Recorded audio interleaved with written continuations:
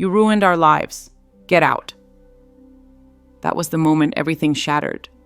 That's what my daughter-in-law screamed at me in the kitchen. I used to clean in the house I helped keep afloat.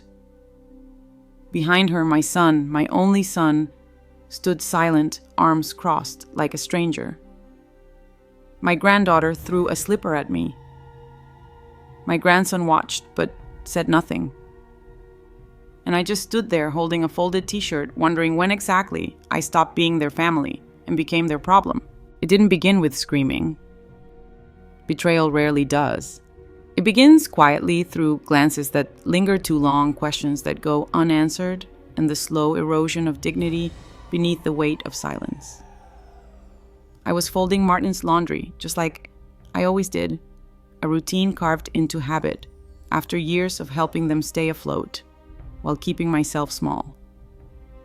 I'd long since accepted that my room tucked beside the washer and dryer wasn't really mine, that my place in the house had quietly shifted from guest to ghost. Trisha, my daughter-in-law, came in hot papers in hand. Her silk robe floated behind her like she was stepping onto a stage she had long rehearsed for.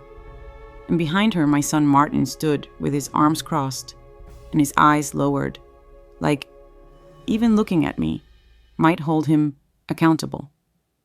Simone was there too, Trisha's younger sister who never knocked, never asked. She looked amused, like this confrontation was entertainment. They said I talked, that I opened my mouth on a phone call with someone from a doctor's office and said too much, that I'd ruined their benefits, disability, rent assistance, food programs because I'd mentioned in passing that Martin did side work sometimes, that he wasn't completely disabled, that he still earned under-the-table income. I didn't know I was saying anything dangerous. I was just making conversation, just being honest. That's what I told myself, because what else could I say? But the truth didn't matter anymore. To them, I was the enemy. Trisha shoved the papers in my face like proof of my betrayal. Kayla, their daughter, called me stupid. Simone smirked. Martin said nothing. No one stopped what came next. No one defended me. No one pulled Trisha aside and said, "She's your mother-in-law." No one told Kayla to stop yelling. No one asked Simone to leave. They just watched, silent or smiling, as Trisha told me to pack a bag and get out. Kayla threw a slipper at me like I was vermin. Martin, my son, turned away. And I walked slowly past them all, down the hallway of a house I helped save more than once, back to the small guest room where I kept all I owned in a single plastic drawer. I didn't take much. A coat, my medication, my photo album, a little emergency cash tucked into a sock. I left the folded towel on the bed and zipped my bag. I moved like someone in a dream, but I wasn't dreaming. This was real. My family had exiled me not with fists or doors slammed shut, but with cold indifference. The kind of betrayal that doesn't scream, it whispers, it calculates, it watches you break and calls it your fault. I used to believe that if you kept your head down and helped quietly, you'd be respected. That if you folded the laundry, paid for groceries, stayed out of the way, and didn't ask questions, you'd be safe. But safety doesn't come from silence. And respect isn't the reward for self-erasure. The betrayal didn't come from strangers. It came from the boy I raised. The one I stayed up with when he had night terrors. The one I worked 2 jobs to keep fed and warm. The one I let sleep beside me when his father walked out. And now he couldn't even look me in the eye. While they kicked me out of the house I helped him build. When I walked out the front door that night, the air was cold, but I was colder. I didn't cry. I didn't yell. I didn't ask anyone to stop me. There was no final speech, no dramatic plea, just one woman, one bag, and no plan. I didn't even know where I was going. I just knew I couldn't stay. People say family is forever, but the truth is, family is only as permanent as the love they're willing to show you. Mine decided I was a liability, a mistake, a mouth that spoke one sentence too many. And in that moment, I understood something. I never wanted to. You can give your whole life to people, and they can still decide you're disposable. And yet, as I stepped into the dark, I whispered to myself a truth they could never take away. I may have been pushed out, but I was not broken. They never said it out loud, but I was supposed to be invisible. I moved in with Martin and his family after my arthritis got worse and my Social Security checks barely covered groceries. "Stay with us, Mom," he'd said. "It'll be easier." Easier for who, I wondered. Because from the day I set down my suitcase in their laundry room adjacent guest space, it was clear I was a guest in name only. In reality, I was a ghost, an unpaid maid, a quiet presence expected to shrink herself into corners. Every morning I woke up at 6 a.m., not because anyone needed me to, but because that's just what you do when you've spent your whole life tending to others. I'd make coffee, fold laundry Trisha forgot in the dryer, and clean counters still sticky from the night before. I thought maybe they'd notice. Maybe say thank you. But nobody did. That was the rhythm serve quietly vanish, quickly. Dylan, my 17-year-old grandson, passed through the kitchen each morning without a word. His earbuds and head down. He wasn't rude, just conditioned. Conditioned to ignore the woman who brought him chocolate milk after school when he was 6, who once stayed up all night nursing him through the flu. That part of me.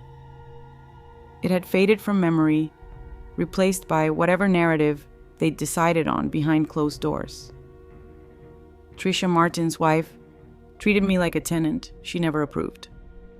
Her voice was always clipped in the mornings, her eyebrows constantly raised in judgment. "I really wish the house could be quieter in the mornings," she once said, as I quietly wiped crumbs off the counter. It wasn't a request, it was a warning, and I took it. I thought Martin might defend me, but he was a man who learned long ago that silence kept his home intact. Silence kept Trisha happy. So silence became his virtue. And for me, silence became survival. The guest room I was given didn't have a window. My things were stuffed into plastic bins because the closet was already full. Kayla's shoes, Trisha's winter coats. I had one drawer in the dresser. One. I never complained. I told myself, at least they let me stay. At least I'm not in a shelter. I'd worked my whole life, and still, here I was, an afterthought in my own bloodline. But things changed when Simone started coming around. Trisha's sister didn't live there, but she might as well have. She walked in without knocking, helped herself to the coffee I bought, and made offhand remarks like, "Still hanging around, huh?" Evie, like I was furniture. They forgot to throw out. The worst part, no one stopped her. Kayla adored her. Martin ignored her. And Trisha enabled her. It became a sorority house where I was the ghost haunting the margins. And then came that Tuesday. I was folding towels when my phone rang. A routine follow-up call from the clinic about a prescription refill. Harmless, the woman on the other end asked the usual, was my address still current, who lived in the household income insurance. I answered honestly. "Martin's on disability," I said. "He does small side jobs sometimes, just to help out." That's what I said. I didn't think anything of it. But Simone, she was sitting at the kitchen island. I hadn't even noticed. "Hope you didn't say anything too spicy," she said, smirking into her mug. "The government doesn't play when it comes to income." Her words stuck with me, but I pushed the worry away. Until the letter came. Thick white envelope. Martin opened it at the table the next day, didn't say a word, just shoved it under a magazine. Trisha turned to me with eyes full of blame. "Did you say anything to the clinic about our income?" she asked. And I answered, stunned. "Just that Martin works sometimes. Small stuff." Her face went cold. "You know he's not supposed to. We could lose everything." Simone didn't even hide her glee. "Oops," she chirped. "Cat's out of the bag." And that's when everything changed. The air in the house went heavy. The conversation stopped when I entered rooms. Trisha would mutter things under her breath like useless or nuisance. Kayla rolled her eyes every time she saw me. Simone started accidentally locking me out of shared accounts I used for household chores. One day, I came out to find my photo album, my wedding. Martin's birth. Dylan's baby pictures moved from the drawer to the top of the dryer, like it no longer deserved to be kept. The humiliation wasn't loud. It wasn't a slap or a scream. It was the steady erosion of humanity, whispers, eye rolls, shared glances, late-night giggles at my expense. It was death by 1,000 silences, and Martin, he said nothing. That's when I realized I had become a scapegoat, not for what I'd done, but for what they had been waiting for. That phone call, it wasn't the cause, it was the excuse. They didn't want me there. They never had. But now they had a justification. And they wanted me to leave on my own so they could say, she chose to go. That's what Main Idea 2 is about. The slow, quiet cruelty of erasure. The psychological manipulation of a woman who gave everything for her family and was treated like disposable inventory. It's about the way people can build a cage out of politeness, obligations, and half-truths and expect you to be grateful for it. It's not about screaming. It's not about fighting. It's about being slowly erased by the people you once carried. And Evelyn, she was about to disappear until fate gave her a reason to rise. There was no single moment when I was kicked out. No screaming match, no suitcase on the porch, no doors slammed in anger. That would have been too honest, too loud. Instead, they exiled me the way cruel people always do when they want to hurt you, and still sleep at night with silence, subtlety, and denial. The days after the clinic call were cold, not just outside, but inside the house, where I became something between a shadow and an inconvenience. Trisha stopped making eye contact. Kayla rolled her eyes, if I so much as entered the kitchen. Simone, she treated me like a problem that needed solving. A stain they couldn't scrub out, so they pretended I wasn't there at all. It wasn't long before I stopped being offered dinner. I'd find an empty sink where a full meal had already come and gone. No invitation, no leftovers, just a faint whiff of chicken or garlic that clung to the air like a reminder that I wasn't included. The night that sealed it, I remember walking into the kitchen around 7 p.m., stomach grumbling. I saw 3 wine glasses in the sink, Trisha's laughter echoing down the hall, and not a single plate set for me. They didn't want me there, but they didn't want to say it out loud. That would require taking responsibility. So they decided to make staying unbearable. They started talking about me like I wasn't in the room. Simone would walk in and say things like, "She's still here," as if I were a mold infestation they'd been meaning to get rid of. Kayla once threw a slipper down the hallway after I reminded her to take her wet clothes out of the washer. "Don't hover," she muttered, walking past me like I was a stranger in a grocery store aisle. And Martin, my only child, just sat in silence. I think that's what hurt the most. Not the coldness from the others, but Martin's silence. He didn't defend me. He didn't acknowledge me. He didn't look me in the eye. The same boy I nursed through fevers and heartbreaks now stared at the TV like it was more important than the woman who raised him. That night, I ate 2 crackers and half a banana alone in my room. I didn't even bother turning on the light. I sat in the dark with the TV muted, the glow from the screen flickering across the walls like a warning you are not wanted. I told myself it was just a phase, that it would pass, that they were stressed about money or the government or something else. I gave them every excuse I could think of until I ran out.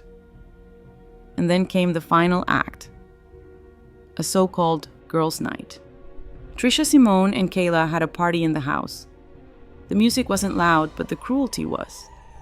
I sat in my room, the door closed, trying to read. But through the walls, I heard everything. Wait, let me do the impression, Kayla shouted, her voice shrill with mockery. Then in a squeaky voice meant to mimic me, well, the government asked, so I told them everything about my hard-working son. Laughter erupted like gunfire. Simone chimed in. Don't forget, she said, I didn't know I wasn't supposed to. More laughter. Then Trisha's voice. Oh my God, that's too real. They were laughing at me, loudly, deliberately, knowing I could hear them. The final blow. Kayla's voice, soft but clear. How long are we going to pretend she's not a parasite? And Simone, like the devil whispering into her ear, said, make her leave on her own. That way, no one has to feel bad. They wanted me to leave, and worse, they wanted to feel clean doing it.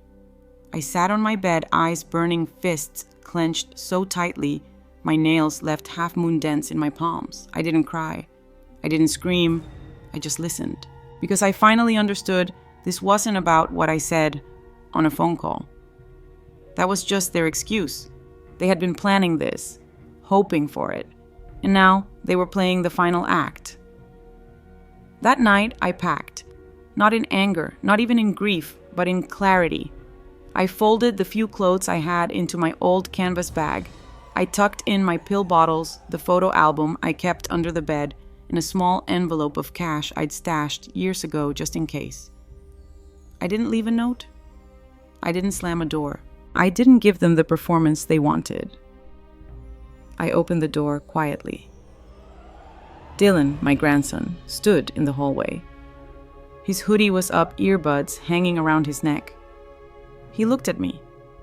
Just looked. Not with anger, not with judgment, just knowing. I'm leaving, I said softly. He didn't try to stop me, but he nodded. Once. Like he understood what no one else in that house ever could. As I walked past him, the light flickered in the hallway. Kayla's bedroom door was open. Trisha was in the laundry room. Martin was glued to the TV arms, crossed like a man in a hostage negotiation with his own shame. No one said goodbye. No one asked where I'd go. I stepped into the night with one bag, no car, and no destination.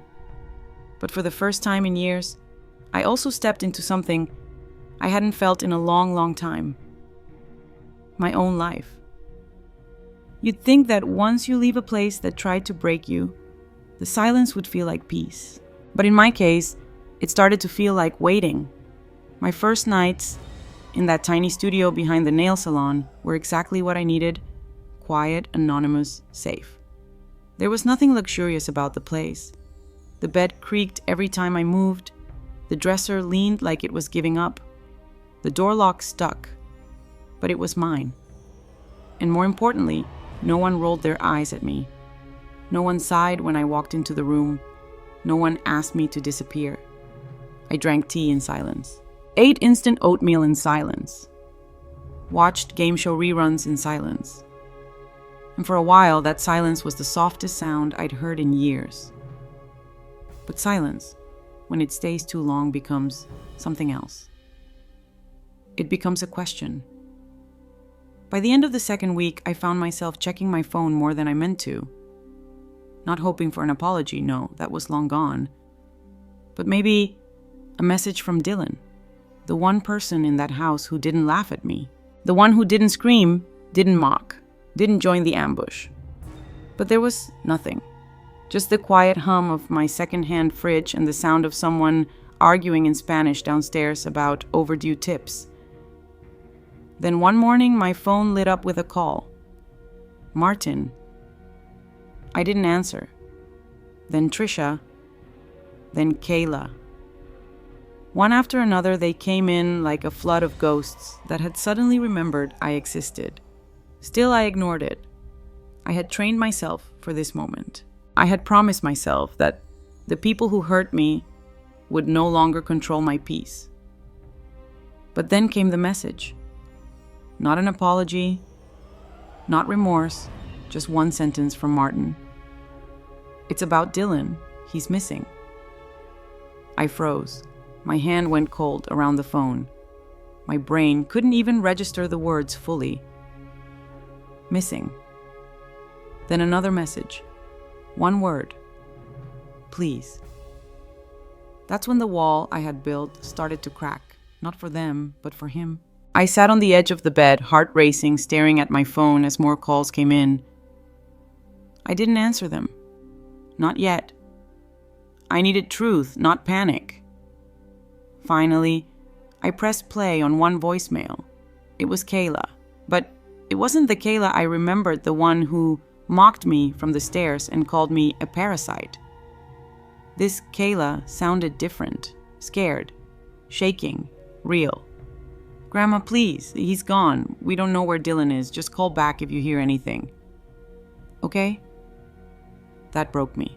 Not because I trusted her, but because I knew if Dylan was gone, it wasn't random. It wasn't out of nowhere. Something or someone pushed him there. I didn't sleep that night. I stared at the ceiling, tracing the shape of a water stain that looked like a broken heart. Every time a car passed, I looked out the window, half hoping, half dreading. I thought about Dylan in his room, earbuds dangling, always quiet, always watching. I remembered how he nodded when I left that house, how he didn't speak but understood everything. The next morning I called his school. I asked for the guidance counselor, Miss Reed. I expected resistance, but she remembered me. I don't usually share this, she said softly, but Dylan talked about you a lot. I held my breath. He told me he wished he could live with you, she said. He said the house felt heavy, like walking on glass. Last week he got into a fight with Kayla. She told him if he loved you so much, he should just go live with you. There it was. The truth. They hadn't lost Dylan. They had pushed him out just like they did to me. I hung up and sat with that weight, letting it settle into every bone in my body. Then Martin called again, and for the first time I picked up. His voice cracked like an old pipe. Mom, we didn't mean for this. He's gone. He didn't take his phone. The police said they'll file a report if he doesn't show up tonight. I didn't say much, just one thing. If I hear from him, I'll let you know. And then I hung up. I wasn't doing this for Martin, or for Trisha, or for any of them. I was doing it for the boy who looked at me like I mattered, the one who packed more truth into one quiet nod than the rest of that house had in a lifetime of words. And then just as I sat down to gather myself, the phone rang again, unknown number. I answered, a boy's voice, hesitant, unsure. This is Evelyn, right? Yes, I said, my heart in my throat. Hang on, he whispered. Then I heard it. Grandma. It was Dylan. He sounded tired, like he hadn't slept in days, like the weight of pretending had finally caved in on him. Are you okay? I asked, barely able to breathe. I'm safe, he said. I'm at Malik's house. I didn't want to go to school today. I didn't want them to send me back. He paused. Then the words that cracked me open, can I come to you? I didn't cry, not until later. But in that moment, I answered with a strength I hadn't felt in years. Yes, right now. He sent me the address. I put on my coat, grabbed my bag, and walked out without looking back. Because the silence was over, and my grandson was coming home. He came to me with nothing but a duffel bag and a hollow look in his eyes. His hoodie was pulled up over his head, shoulders hunched against the cold, like he was still bracing for someone to yell at him, to call him weak, to tell him he didn't belong. But when he saw me at the bus stop, he didn't flinch. He didn't speak. He just dropped his bag and hugged me with a desperation that said more than words ever could. I wrapped my arms around him tighter than I had in years. Not like a grandma giving a goodbye hug, like a mother lifting a drowning child out of deep water. He held on so long, I thought maybe he'd never let go. We didn't talk much on the ride back to my apartment. He stared out the window, earbuds in, but no music playing, and I didn't press him. Sometimes, silence is the only thing that feels safe when you've been surrounded by noise that hurts. When we got inside, I watched him look around like he was walking into a new world. My small studio behind the nail salon didn't have much, just a creaky bed, a chipped dresser, and two mismatched chairs. But he looked at it like it was a palace, like it had air he could finally breathe. "This already feels better," he whispered. That night, I made us tea. We sat at the little kitchen counter, 2 mugs, 1 candle, and no judgment. He didn't say a word about the others. Not Trisha, not Kayla, not Simone, not even Martin. It was like they didn't exist in this space. And maybe that was the point. He unpacked slowly, methodically, folding each shirt and placing it on the bottom shelf of the closet I cleared out just for him. Then he placed his phone face down on the table and didn't touch it again. When he went to bed, he didn't toss and turn. He didn't flinch at every sound. He just slept, like a rock, like a kid who hadn't known peace in years and finally found it under a second-hand comforter in a studio that smelled like tea and peppermint oil. And for the first time since I walked out of that house, I didn't feel alone. The next morning, I made scrambled eggs and toast. Nothing fancy, but he ate every bite, said thank you like it was the first time someone had cooked for him without expectation. I watched him take out his schoolwork and set up at my tiny counter with a focus that felt almost sacred. That became our rhythm. Mornings with eggs and silence. Afternoons with tea and quiet music. Evenings with simple dinners and reruns on mute. No yelling, no judgment, no walking on glass. We didn't talk about what happened back at the house. We didn't have to. Healing doesn't always need a dialogue.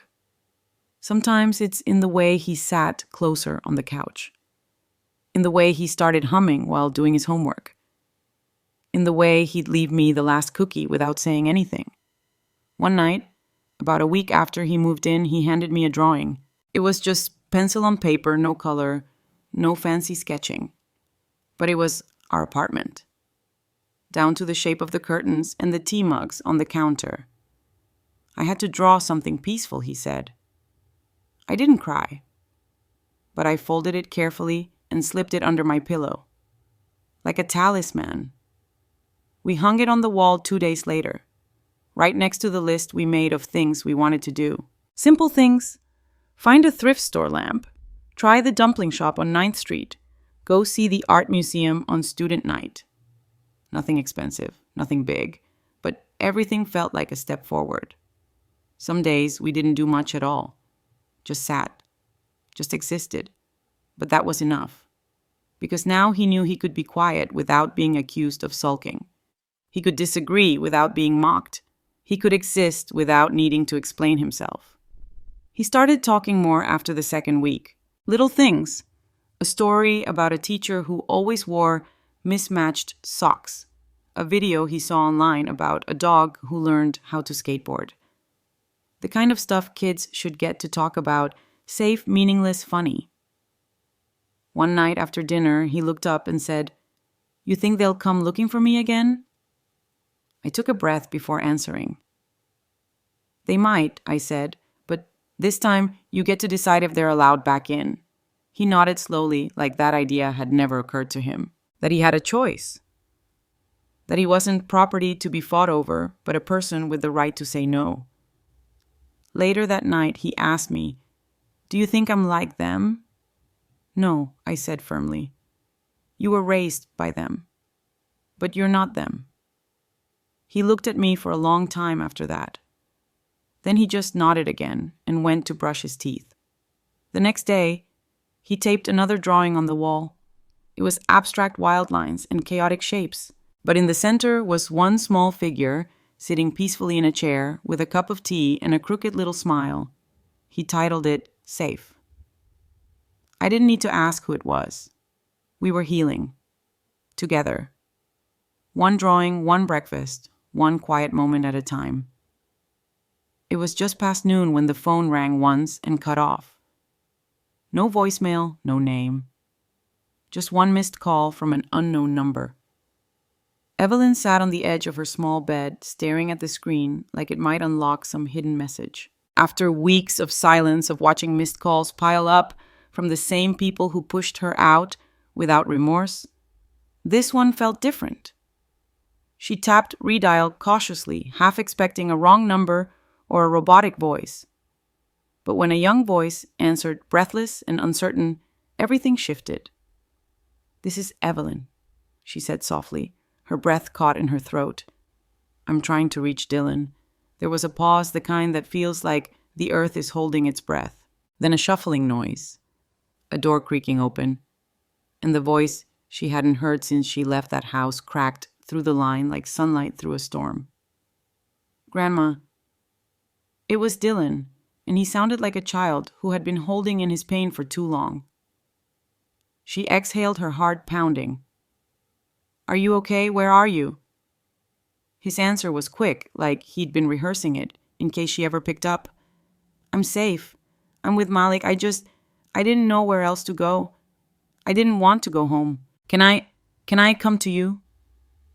That question, those 8 words, broke something in Evelyn. Not in a painful way, but like a shell cracking open to let light in. "Of course," she said immediately without hesitation. "Right now. Just send me the address." As soon as the call ended, a message came through with an address not far from her apartment. No time to think. No time to wonder. Evelyn threw on her coat, grabbed her purse, and left her tiny room behind, heart pounding in her chest like a war drum. The bus ride felt like a century. She watched street names pass like chapters in a story that refused to end. When she finally arrived, Dylan was already outside, sitting on the steps of a modest apartment building. His hoodie was pulled up, his duffel bag at his feet, and for a moment, Evelyn just looked at him, this quiet boy who had always stood on the sidelines while the world around him yelled. She expected tears, maybe even a breakdown. But when he saw her, he didn't say a word. He just stood and wrapped his arms around her like she was the last safe place in a collapsing world. On the ride back to her place, they didn't speak much. He kept his head down, his earbuds in, and she didn't push. She knew the storm had already passed through him, and now he was just trying to breathe. When they walked into her small apartment, he paused and looked around like it was the first place he'd ever felt stillness. "It already feels better," he whispered. Evelyn nodded and made him tea while he unpacked slowly, placing his folded clothes on the small dresser and setting his phone face down like it no longer mattered. That night he slept without interruption. No yelling, no footsteps, no locked doors, just peace. For the first time since she'd walked out of that house, Evelyn didn't feel alone. She felt needed, and needed for the right reasons. But peace doesn't last forever. Not when trauma echoes through doorways like distant thunder. 2 days later, there was a knock on the door. Not soft, not patient. Sharp, demanding. Evelyn knew even before she looked through the peephole. Trisha stood there in her beige trench coat, like she was playing dress-up for a courtroom. Martin stood beside her, eyes on the floor, as if guilt had bent his spine. Evelyn didn't flinch. She opened the door part way, just enough to look them in the eyes. "We just want to talk," Trisha said quickly, glancing behind her like Dylan might be listening. Evelyn didn't answer. She stepped aside and let them in, not out of kindness, but out of control. She wanted them to see the calm they could no longer poison. They walked in like they owned the place, sat at the table like it was a boardroom. "We're worried about how this looks," Trisha began. "The school, the neighbors, child services." Evelyn raised an eyebrow. "How it looks, or what you did." The conversation turned brittle fast. Trisha tried to spin it into concern. Martin tried to act like a father, but Evelyn had already seen the truth. Dylan hadn't run away. He'd been thrown out. Verbally, emotionally, strategically. She didn't scream. She didn't accuse. She simply stood her ground. "He's safe," she said, "and he doesn't want to go back." Trisha bristled. "You don't have custody. You don't have the right." Evelyn opened the door mid-sentence. "Then take it to court," she said coldly, "because Dylan isn't leaving unless he chooses to. And from the looks of it, he already has. They left in silence. And that night, Dylan didn't ask who was at the door. He just looked at her and said, "Did you tell them?" Evelyn nodded. Everything they needed to hear. They made grilled cheese sandwiches in silence, ate on the floor, and watched a muted comedy neither of them really laughed at. But it didn't matter. They were safe. Together. And for the first time in years, Evelyn didn't feel like a burden or a background character. She felt like a protector, a guardian. She had stepped out of the shadows of guilt and into the quiet strength of truth. And this time, she wasn't going to let anyone rewrite the story. There are moments in life that redefine who you are, not with fire and fury, but with calm, deliberate truth. Mine came in a courtroom that smelled like old paper and disappointment. I wasn't wearing anything special, just the navy blue blouse I used to wear to church events, clean slacks, and a coat with a loose button. But I walked in like it was armor. Dylan sat beside me, his hoodie zipped up, hands folded in his lap like he was still bracing for someone to tell him to leave. I reached for his hand under the table and gave it a light squeeze. He squeezed back. It was a Tuesday morning, quiet gray skies outside. The kind of day that makes people stay in bed or put off hard things. But I didn't have the luxury of delay. I had waited too long to speak up in my own life. This time, I wouldn't let fear silence me. Trisha came alone. No Simone, no Kayla, and certainly no Martin. She wore a stiff jacket and an expression that tried to be neutral but couldn't quite hide the tension in her jaw. Her lawyer was a young man who looked like he rehearsed charm in the mirror. But charm doesn't change facts, and this time I had all of them. The judge was an older woman with silver hair and sharp eyes. She introduced herself, glanced through the paperwork, and began the hearing. No drama, no shouting, just facts, documents, evidence. My attorney, Miss Harlow, was steady and crisp. She handed over Dylan's school counselor's letter, the voicemails Trisha and Kayla left, the social media posts from the night they pushed me out of the house. She even showed the call logs of all the times I was contacted only when they needed something from me. Trisha's lawyer tried to paint me as manipulative. Claimed I'd poisoned Dylan against his family. But the judge stopped him quickly. "Let's focus on the facts," she said. And the facts were this. Dylan had been emotionally neglected.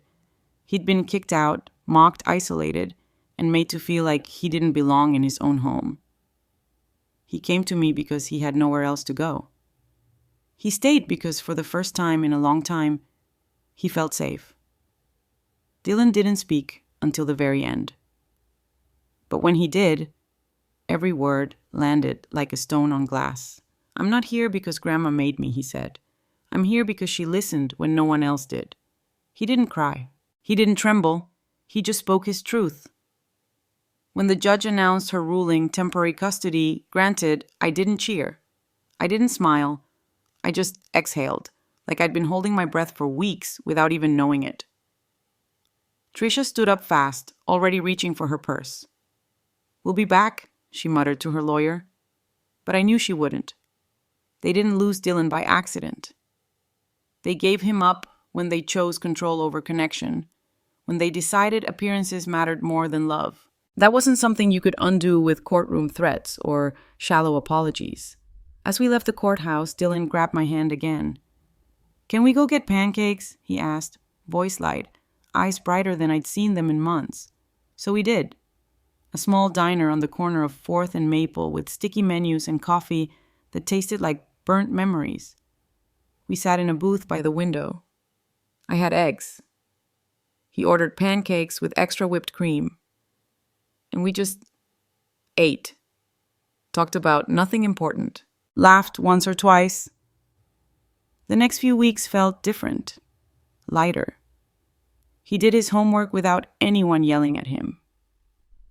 I cooked dinners that didn't come with tension. We put up drawings on the wall, started writing grocery lists together. Little things, but they mattered. One day, he showed me another drawing. This one was just two chairs side by side facing a window. He'd drawn sunlight streaming in a tea mug on one seat and a sketchbook on the other. Underneath, he'd written home. That night, as I tucked the picture into a folder with the court papers, I realized something. I wasn't just protecting Dylan from them. I was building a new foundation for both of us, one that wasn't rooted in obligation or fear, but in choice, in healing, in truth. A few days later, I received a letter from the school. Dylan was nominated for a Peer Leadership Award. For his empathy, quiet strength, and consistent support of others, it read.